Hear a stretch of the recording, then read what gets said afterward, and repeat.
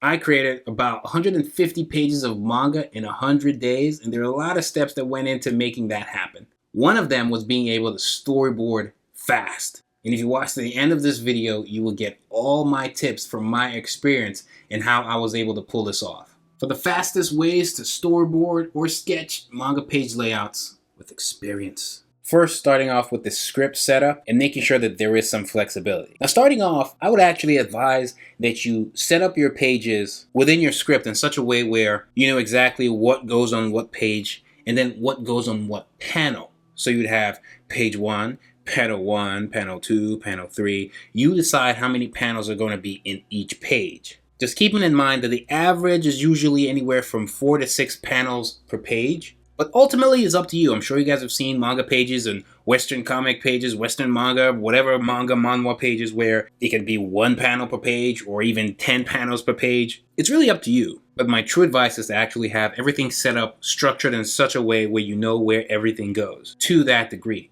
But it's always going to be flexible because you want to be open to change. You can always change your mind. Nothing is set in stone until the comic is released, or at least until you've started inking or something like that. And even then, it's really not set in stone. Now with this script here, I actually haven't taken that route. The way I have this set up is going page by page, but I'm really going in odd numbers. So I know my page is going to start on the left. You want to know where your pages start, because that way you can always set up your whole book, building tension from one page to the other, making them want to flip the page. You want them to keep flipping the pages. So if you're going to go left to right, you want to make sure that you're building tension in such a way where you're making sure the reader wants to keep flipping the pages, and before they know it, they're done reading.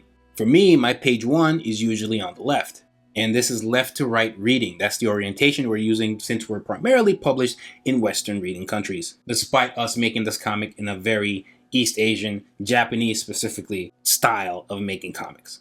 Then I go page 1, and if you notice, I just jump to page 3. That just lets me know where the page flip happens. So that way, everything in between, I know that that's page 1 and 2. Whether it's a double spread or 2 separate pages, I know that it's 2 pages.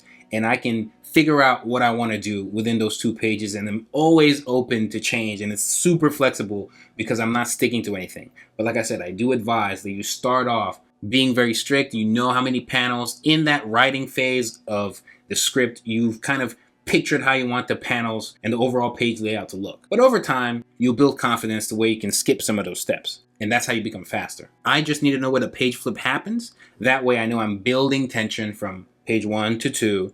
And I know I'm ending at a point where it's going to be perfect for them to want to flip the page. Keeping in mind that they're going to be rewarded for flipping a page.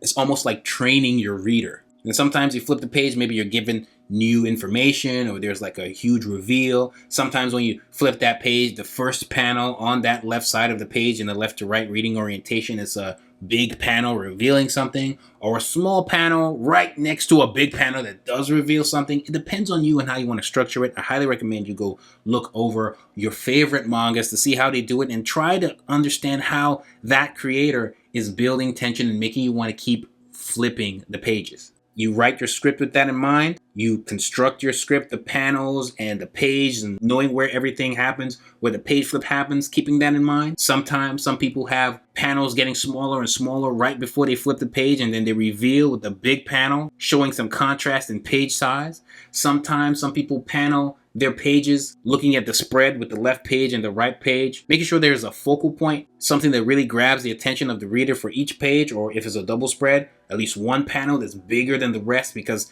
that's more important than the rest. So there's a scale of hierarchy where the bigger panels usually contain the more important stuff. That could be a character saying something that's mind-bending, somebody getting killed, somebody unmasking, showing a huge city that we've never seen up until this point. So it's somewhat of an establishing shot where it's not as important as the other things I just mentioned, but it is important to really set the mood for the reader to really engulf themselves in your world. There are many things, and I will have a future video going into more details about the do's and don'ts, things you should watch out for while storyboarding, tips that you should use, and things that you should avoid that actually make your comic boring, especially visually.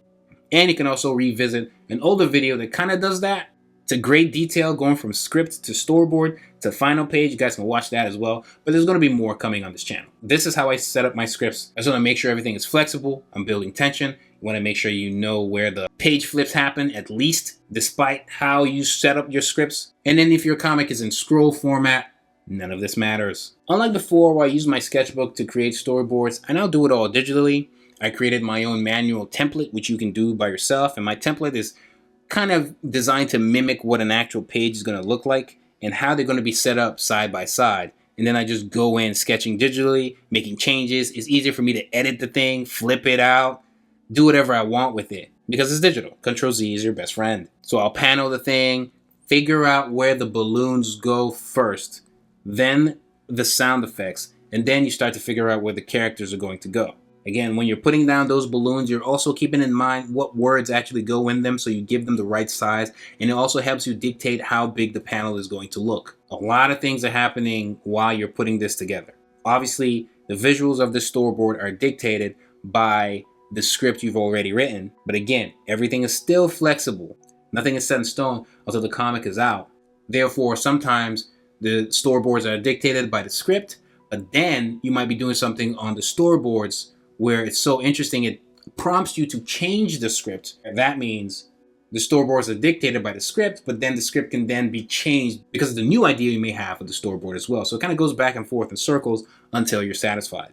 Iteration is key. Sometimes I might draw something in a panel. I may have another idea, so I have a quick sketch of it on the side, and so I can compare and contrast, and it's easy for me to just switch them out because it's all digital. Sometimes I might draw something, and maybe all I want to do is just flip it. I don't necessarily want to change the drawing. I just want to see how it will look if it's flipped, because there's something called the 180 rule. If you don't know what the 180 rule is, that's basically making sure that your character, if they're on, say, the left side of the scene, they're on the left side of the scene primarily throughout the rest of the scene. If the other character is on the right, they're on the right primarily throughout as well. If you have the characters flip too often, it can be very disorienting for the reader. So during the storyboard phase, you want to make sure the 180 rule is solid. And sometimes if it isn't, you can literally just take panels out and flip them and just adjust where necessary to make sure everything works. This does not mean you can't break the 180 rule. Rules, especially visually, are meant to be broken. Art rules don't really exist.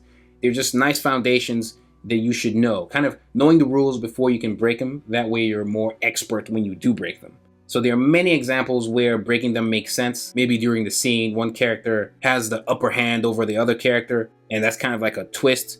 And so maybe you're flipping the 180 rule to kind of symbolically suggest that shift in power. It's up to you. And the storyboarding phase is the phase you want to make sure all the thinking is done. All the thinking must be done in this phase. That includes the 180 rule, where the balloons are going to be, how they're going to be placed so that the reading is going to be smooth and readers are not going to be confused as to what panel to read first or what speech balloon to read first. This is where you figure it all out. You just want to make sure when you utilize the 180 rule, you're consistent throughout, at least for that scene. And if you ever flip the 180 rule, there is justification for your action. With regards to the lettering and knowing where to put those speech balloons, I have a video on how to letter manga. You guys can also go watch that, and that will help a great deal. Also give you an idea of what fonts to use, how to create the speech balloons in Clip Studio Paint, and so much more.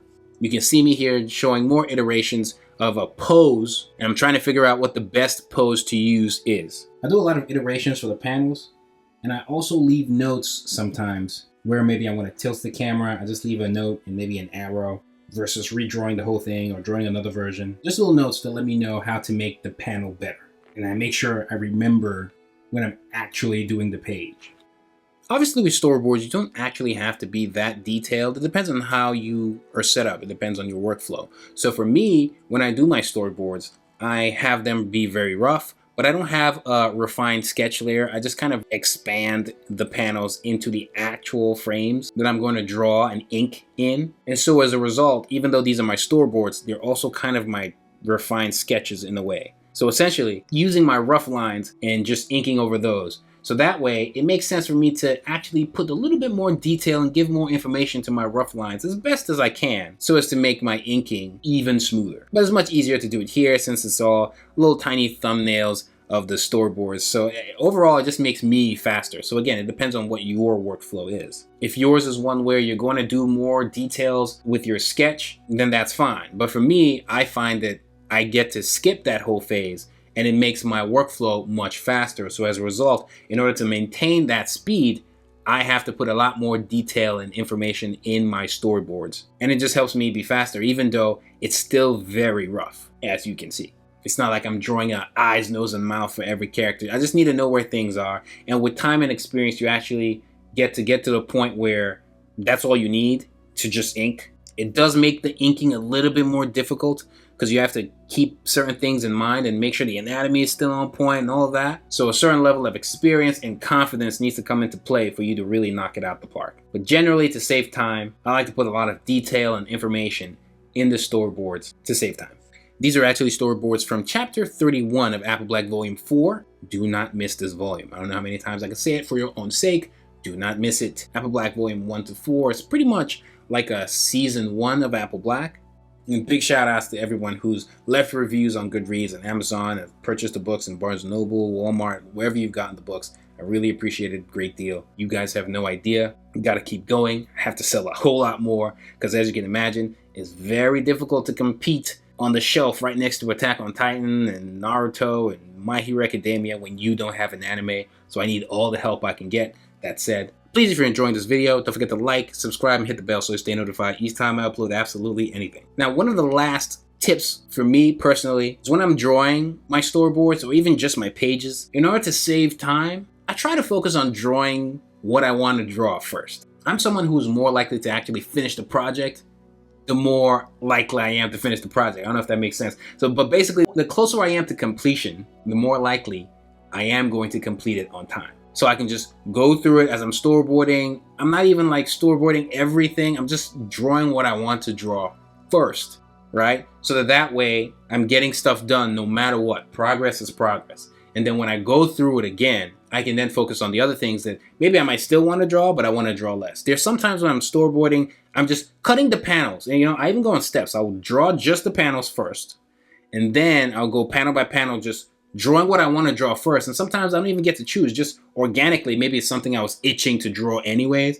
And I just get that out the way first. Panels, speech balloons, because again, I don't have to think that much about that. Sound effects, where things go. And then I just draw what I want to draw first. Then all the other panels, I don't just skip them. It's always good to leave notes on what you planned on drawing in that panel. That way you don't forget later in the future. And obviously you would never forget, depending on how you wrote your script in the first place. If you wrote your script panel by panel, then there's no need. But if you didn't, then you can leave little notes inside the panel of what was supposed to go there, and then draw what you want to draw, or just leave notes. And this is after paneling the comic. So as you're paneling, you're already thinking of what goes in there, and that's how you know how it's going to be cut, how the panels are going to be cut.